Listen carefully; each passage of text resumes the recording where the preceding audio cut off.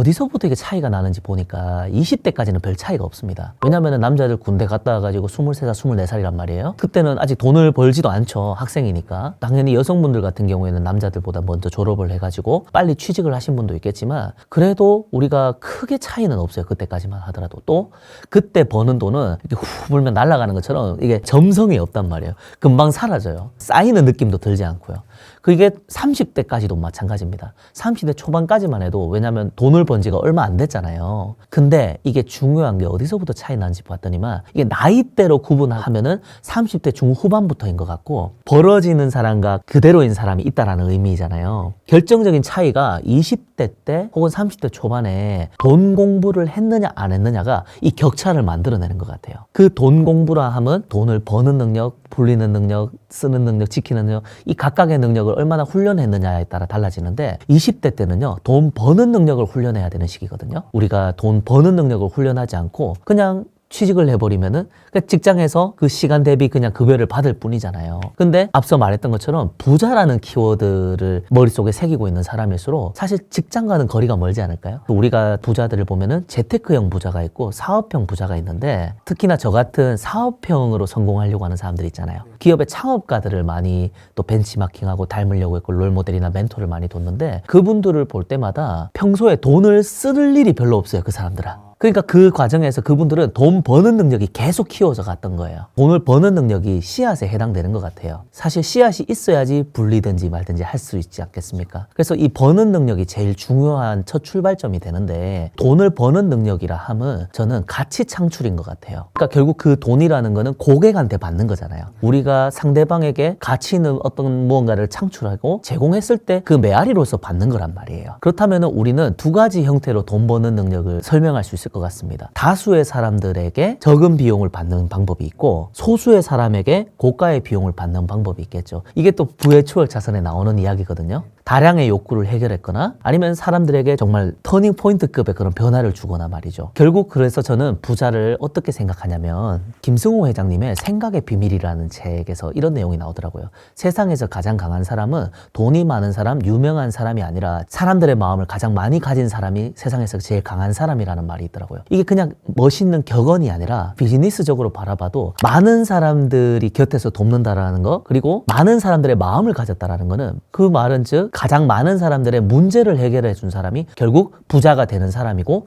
또 부자가 됐다라는 것이 지속성이 중요하잖아요. 잠깐 부자 됐다가 무너지는 걸 말하는 게 아니라 계속해서 그 부를 창출하고 계속해서 이것을 축적해 나가기 위해서는 안정이 정말 중요한 것 같아요. 그러면 그 안정은 또 어디서부터 올까요? 고객으로부터 오잖아요. 고객과의 신뢰를 얼마나 잘 구축했느냐에 따라서 비즈니스의 안정, 그리고 그 메아리로서 우리가 부를 거머쥐는 것이기 때문에 가장 중요한 거는 얼마나 많은 사람들과 지속적이고 안정적인 신뢰를 구축했느냐가 찐 부자와 그렇지 못한 사람의 차이인 것 같아요. 진짜 부자분들은 네트워크에 목을 매지 않습니다. 제가 되게 좋아하는 말인데 인맥 키울 시간에 실력을 키워라. 저희 어머니가 제가 어렸을 때부터 하셨던 말씀이 있어요. 대신아, 멋있는 사람을 찾아다닐 필요가 없다. 너가 멋있는 사람이 되면은 너의 가치를 알아보는 사람들은 너의 주변을 가득 채우기 마련이고 또 너의 진가를 알아보는 사람들이 너와 친해지기 위해서 다가오기 마련이다. 그리고 사람은 끼리끼리 만나기 마련이다. 라고 말이죠. 그런데 진짜 부자분들 같은 경우에는요, 굳이 네트워크를 목맬 필요가 없어요. 오히려 피곤해집니다. 네. 근데 사기꾼들일수록 있잖아요. 또 특징이 뭐냐면은 내 주변에 대단한 사람이 누가 있는데 이거를 엄청나게 얘기합니다. 진짜 부자는 자기 자신이 브랜드고 내 삶 자체가 증거기 때문에 굳이 얘기할 필요가 없어요. 내 주변에 누가 있는지. 물론 그 네트워크를 통해 가지고 성장해야 되는 직군들도 있어요. 많은 사람들과 관계를 형성, 예를 들어 가지고 세일즈맨이라든지 네트워커라든지 이런 분들은 많은 사람들과 네트워킹을 해야만 살아남을 수 있고 성공할 수 있는 직종에 있는 사람들이 있어요. 그런데 저 같은 이제 사업형의 부자들 같은 경우 있잖아요. 사업형의 부자분들 같은 경우에는 네트워크 할 시간이 없어요, 사실. 정말 초창기 때 아무것도 내 본질이라, 제가 계속 본질이라는 단어를 쓰는데 내 본질, 내 상품, 내 고객이 누군지 모르는 시기가 있잖아요. 아무것도 없을 때가 있단 말이에요. 그때 아무것도 없을 때는 레퍼런스로 삼을 게 하나도 없으니까 그때 네트워크를 가야 돼요. 가서 그때는 성공한 사람들을 보고 자극도 받고요. 좋은 동기부여도 받고 또 돈이 어디에 모이는지 저 성공하신 분이 어떻게 성공했는지에 대해서 파헤치고 그런 사람들과 어깨너머라도 배우려고 하는 노력이 필요합니다. 근데 그 시기가 지나가고 나서 그럼 그 시점이 언제까지예요? 라고 묻는다면 저는 이때라고 얘기하고 싶어요. 내가 내 고객이 누구인지를 알고 내가 고객에게 줄 만한 그 본질, 내 상품과 서비스가 생겼을 때 그때부터는 네트워크가 필요 없는 것 같아요. 그리고 진짜 부자들은요, 지금의 내가 있기까지 얼마나 많은 사람들의 도움이 있었는지를 얘기하더라고요. 여기서부터 차이가 나요. 똑같이 열을 올리는데 열을 올리는 포인트가 달라요. 사기꾼들은요, 내가 과거에 뭐 했고 있잖아요. 과시를 해요. 당연히 그 부분에 있어서 건강한 자부심이 있을 수도 있고 오만함으로 보일 수도 있잖아요. 그게 어디서 차이가 나냐면요, 내가 잘나서 이렇게 됐다라고 하시는 분들은 거의 다 100% 사기꾼이더라고요. 그게 근데 건강한 자기애랑은 좀 거리가 멀어요. 보면은 내가 그랬고 주어가 항상 다 자기예요. 그러니까 모든 것을 이런 분들일수록 운의 요소를 다 관가해버리고 오로지 노력만 강조하고, 또 이런 분들의 특징이 사람들에게 성공에 대해서 얘기할 때 있잖아요. 운의 요소를 다 간과하고 자기처럼 안 한다고 가스라이팅을 잘하더라고, 이런 분들은.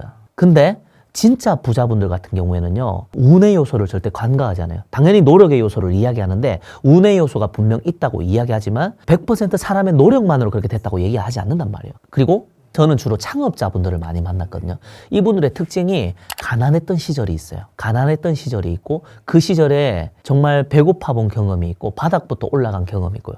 네, 그리고 이분들이 그런 경험이 있다 보니까 기본적으로 그 절제하는 게 있잖아요.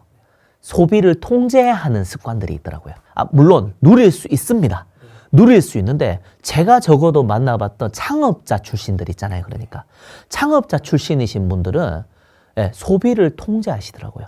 그리고 내가 더 많이 가져야지 행복하다라고 사람들에게 얘기하지 않아요. 돈은 중요하다는 거 말합니다. 당연히 돈은 중요하다. 하지만 어느 정도 벌고 나면 우리가 매슬로우 욕구 단계라고 있습니다. 보면은 생존과 생계, 안전의 단계가 지나가 버리고 나면요, 사람은 결국에 이 단계에서는 나를 위한 시기고요.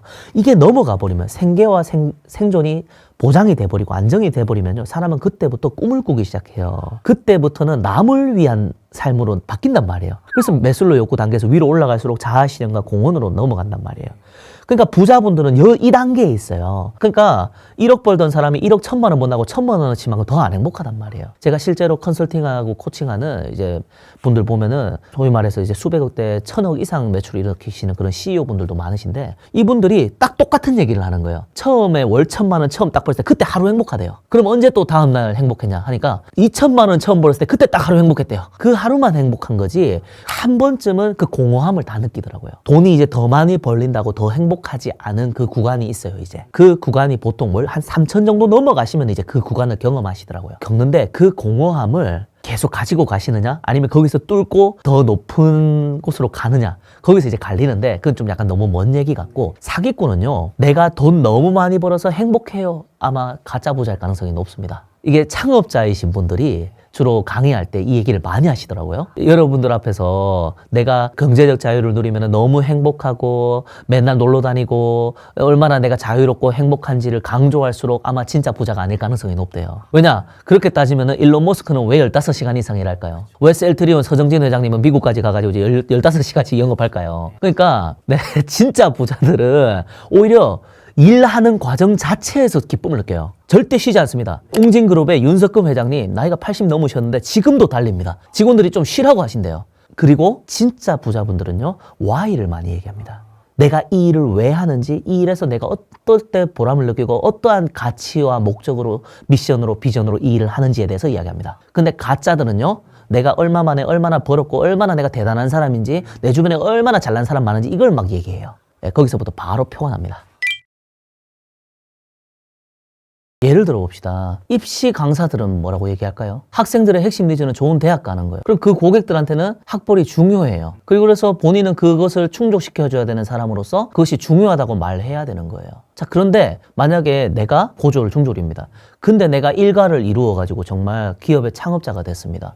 그러면 그 사람은 뭐라고 얘기할까요? 학벌이 중요하다고 할까요? 안 중요하다고 할까요? 그러니까 결국에는 자기 답이에요. 결국에 이러한 내용도 사실 좀 이런 질문에 있잖아요. 우리가 기력 낭비를 안 했으면 좋겠어요, 사실. 그러니까 뭐 결국에는 저는 이렇게 생각해요. 인생은 정해진 답이 있는 게 아니라 내가 내린 선택이 나에게 답이 되게 만드는 거라 생각해요. 그래서 그 일본 최고의 마케터 간다 마사노리라는 분이 있는데 이분이 쓴 책 중에 큰 돈 버는 기회는 모두가 위기라고 할 때 찾아온다는 책인데 그 책에서 어떤 내용이 나오냐면은 우리가 모두가 어렵다고 하는 그 시기에도 돈을 버는 사람이 분명히 있단 말이에요.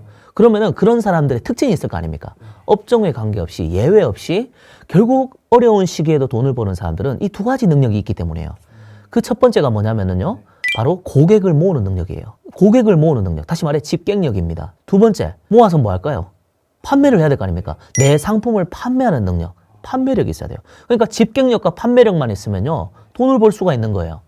이제 그 책의 골자가 그겁니다. 그러면은 자, 내 학벌이 내 고객을 모으는 데 도움이 되면은 당연히 학벌이 중요하겠죠. 근데 내가 사람을 구하는 데 있어가지고 있잖아요. 소방관입니다. 학벌이 중요합니까? 아니면은 사람을 위기에서 구해내는 실무 능력이 중요합니까? 실무 능력이 중요해요. 그렇죠. 결국 고객은요, 내가 얼마나 잘났는지 관심이 없어요. 이게 그러니까 우리가 고객을 알아야 되는 이유가 이것 때문인 것 같아요.